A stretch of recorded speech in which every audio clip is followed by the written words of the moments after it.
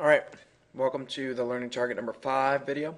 Now, we're just basically taking what we've done in Learning Targets number 3, number 2, and number 1, and we're basically putting them into story problems, which this is where I think the difficulty really begins for students. But if you remember those basic things that we learned up here, now it's all about just reading and understanding what the problem says. So let's see if we can get into this and see if we can master it. So you again flip near the back.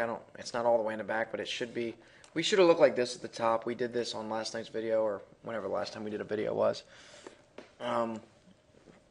And let's talk about this problem right here. Okay. Write a story context for 2/3 divided by 1/6. Well, this is kind of difficult for a lot of you. I mean, I have one on here for you. But if I actually asked you to write one, a lot of you would struggle. Okay?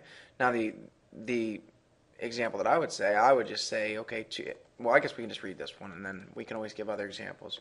Mariska has 2/3 pounds of sunflower seeds.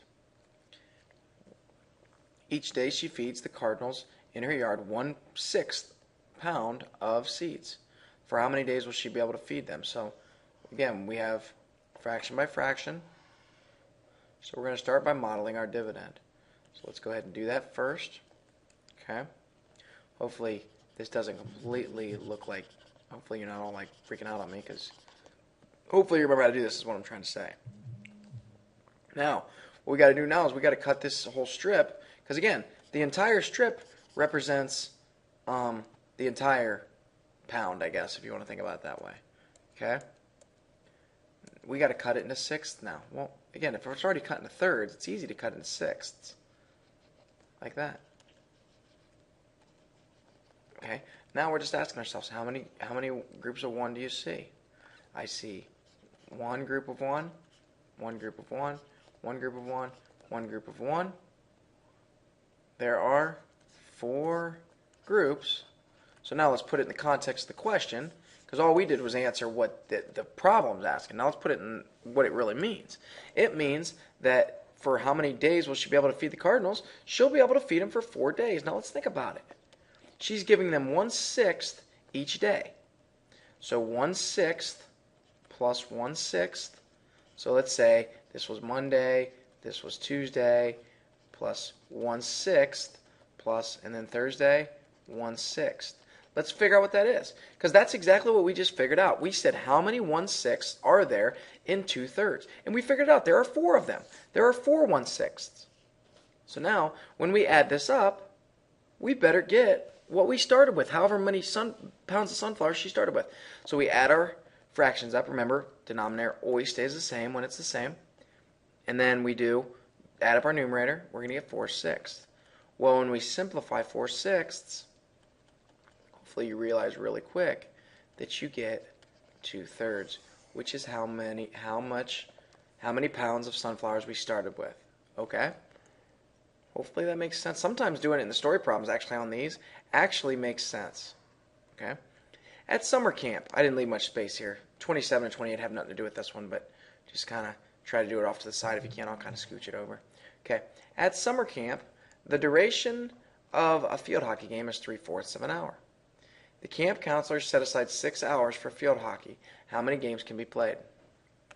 Now, what makes this question confusing, in my opinion, is when I think of this, I have to even think about it sometimes. That's how these things can be just a little bit on the confusing side, because you have to understand, what's the whole?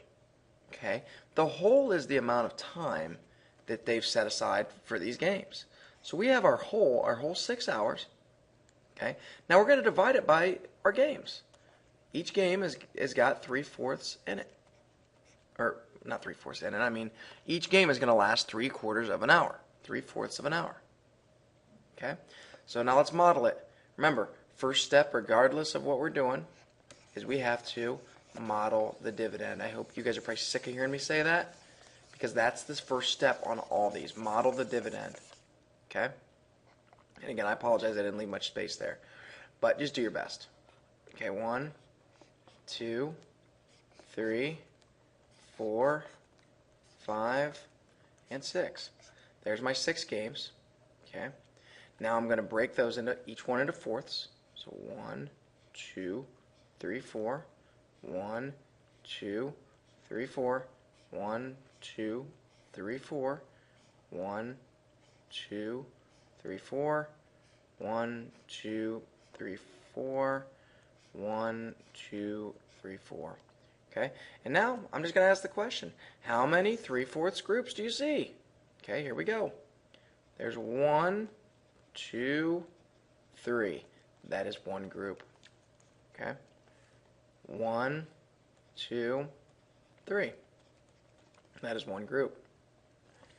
1, 2, 3. That is one group. 1, 2, 3. That is one group. Use a different color. We're tired of looking at the same one. 1, 2, 3. That is one group. 1, 2, 3. That is one group. 1, 2, 3. That is one group of those 3/4. Remember, I'm looking for groups of 3 that make a whole. 1, 2, 3. That is one group. How many groups do I have? 1, 2, 3, 4, 5, 6, 7, and 8. I have 8 groups, which now let's answer the question. We just did the math on it. So let's think about what that means. How many games can be played? There can be 8 games played. Okay? Now, if you think about it, if each one's 3/4 of an hour, we're playing 8 of these. We can do 3/4, and we can multiply it by 8, right? We better get 6, right? Because if each game is 3/4, in other words, I could have done 3/4 plus 3/4 plus 3/4. I could have done that times or plus itself 8 times. I'm just going to simplify that and say, let's just do 3/4. Let me rewrite that. Times the 8 games, because each game is going to be 3/4 of an hour. So we're going to do that times 1. Let's multiply straight across. I'm going to get 24 over 4. That means, there you go.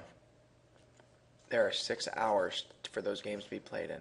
There's 6 hours. We can get 8 games in this 6 hours. Okay? All right. Now let's bring back those pieces here. Okay.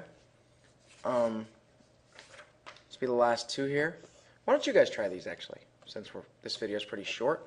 These are the last 2 problems. I'd like you to try them. Okay? If you need to use a separate sheet of paper, go ahead. All right. So Turner has 6 pounds of pasta. Okay?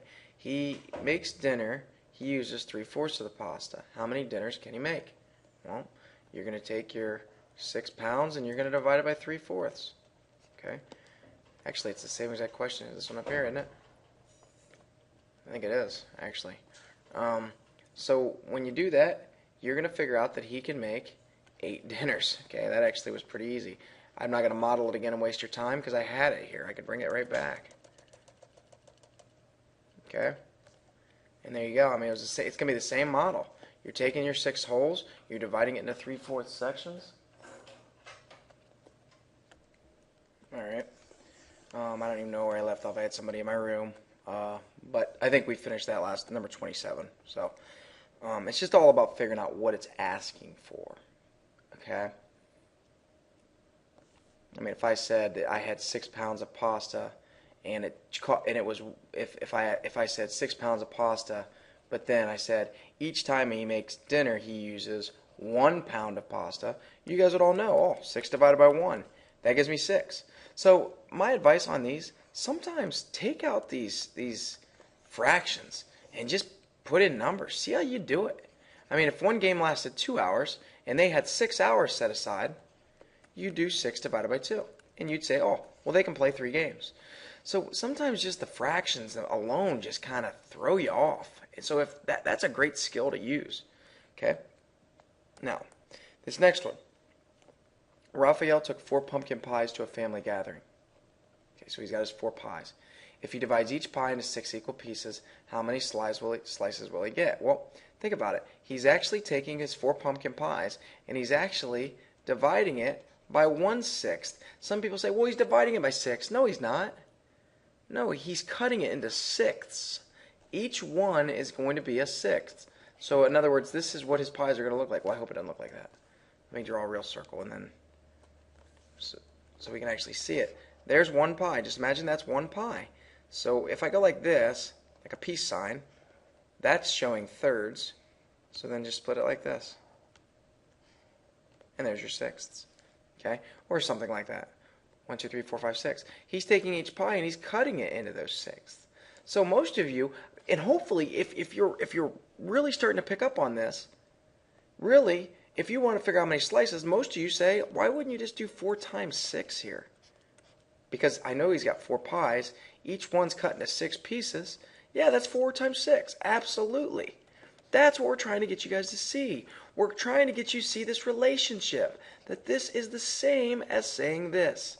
Because division is just multiplication by the divisor's reciprocal.